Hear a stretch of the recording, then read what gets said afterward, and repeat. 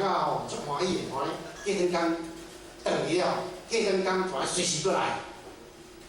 来了讲老师，我昨天求到，昨天晚上回去马上印证，真的太殊胜了，真的太棒了。因为伊参详打坐的时阵吼，伊过去冥想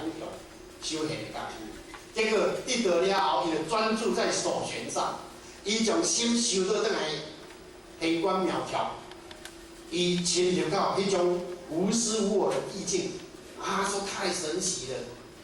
太神奇了，到底它是什么神奇，我们也不能知道。但是看我们在修行的几十年来。到底你是不是有活用守住你的显观苗条，去活用在日常生活中，在动中起静，在动中能够手握三宝。你没有离开三宝，时时刻刻不离三宝，所以这才是我们咱别人应分，都在日常生活中。日常生活中有道，咱要安怎将道去来显现，上界宝贵的所在。所以咱已然了解讲，咱已然入门啊，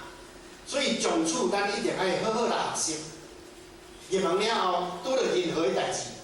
讨厌的代志、欢喜的代志，拢共款。拄到代志的时候，你是不是会晓小停顿者？